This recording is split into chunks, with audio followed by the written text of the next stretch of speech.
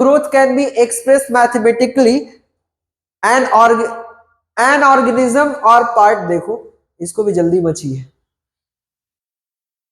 an organism or part of a organism can produce more cell in a varieties of way।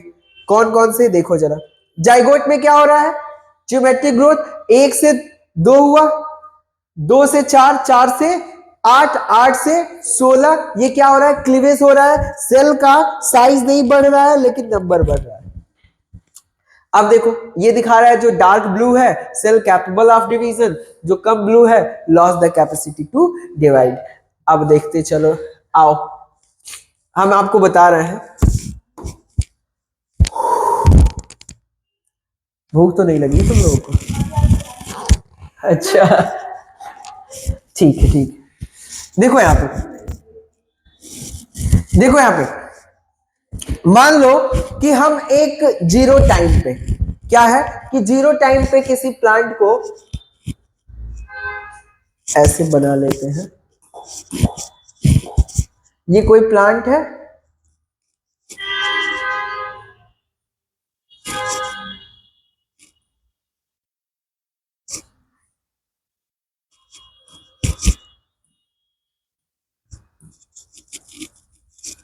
इसको zero time पे हमने क्या किया, zero time पे मतलब इस समय, देखो इधर, इस समय इसकी लेंथ को हमने नापा, ठीक है, और लेंथ को नापा तो हम मान लेते हैं कि ये 5 मीटर आया, कितना, 5 मीटर आया, ओके समझ गए यहां तक, 5 मीटर आया। फिर क्या हुआ कि हम इसको अब 6 मंथ बाद, 6 मंथ बाद इसको जब हमने नापा तो इसकी हाइट कितनी हो गई थी, इसकी हाइट हो गई थी मान लेते हैं 8 मीटर, ये बढ़ के यहां तक आ गया था, कहां तक, यहां तक, और इसकी हाइट हो गई थी 8 मीटर, ठीक है, यहां तक समझ गए, बोलो। तो हमने क्या किया कि जब तुमने जीरो टाइम पे लिया था तो उस समय हमने L0 माना, ठीक है, जहां पे तुमने ऑब्जर्व किया था, और वहां पे हमने 5 मीटर लिख लिया, ओके, बोलो जरा। अब क्या कि इसका रेट कैसे निकालेंगे, ग्रोथ रेट कैसे निकालेंगे, अभी देखो जरा,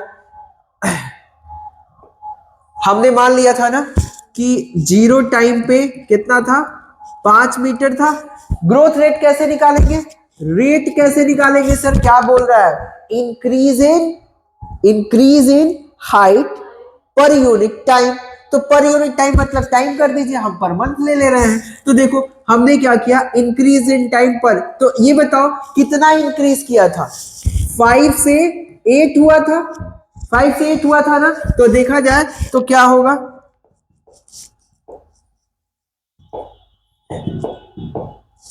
8 माइनस 5 3 मीटर इंक्रीज किया है, तो 3/6 करोगे तो क्या आएगा, 1/2 मतलब 0.5 मीटर पर मंथ, 6 मंथ बाद देखे थे ना, यही होगा ना, ठीक है, गुड, वेरी गुड, हमने आर भी लिख लिया, ये दिया हुआ है per month.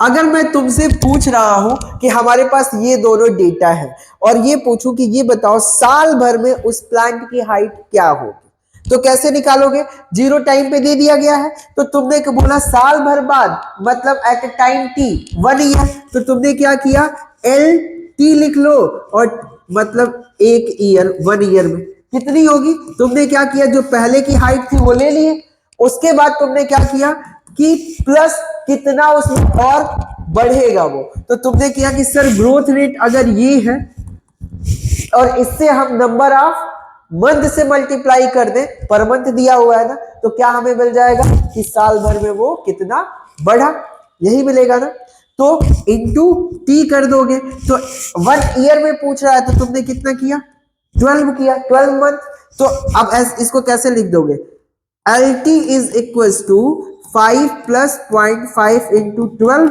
is equals to 5 plus 6 is equals to, बोलो जरा, 11 मीटर, समझ में आ गया, बोलो। तो इसमें ग्रोथ कॉन्स्टेंटली बढ़ रहा है ना। ओके, तो कहने का मतलब क्या है कि जिसमें अर्थमेटिक ग्रोथ होता है, 1 से 2, 2 से 3, 3 से 4, 4 से 5, 5 से 6, ठीक है, एक ग्रोथ का रेट है। ओके, और एक जिसमें क्या हो रहा है कि एक सेल 2 सेल में डिवाइड हुआ, 2 सेल में होने के बाद एक सेल परमानेंट हो जा रहा है, मतलब मॉडिफाई कर जा रहा है एक पर्टिकुलर फंक्शन को परफॉर्म करने के लिए, और दूसरे के पास है कैपेसिटी रिटेन, उसके पास किस चीज की कैपेसिटी है, कैपेसिटी ऑफ फर्दर डिवीजन।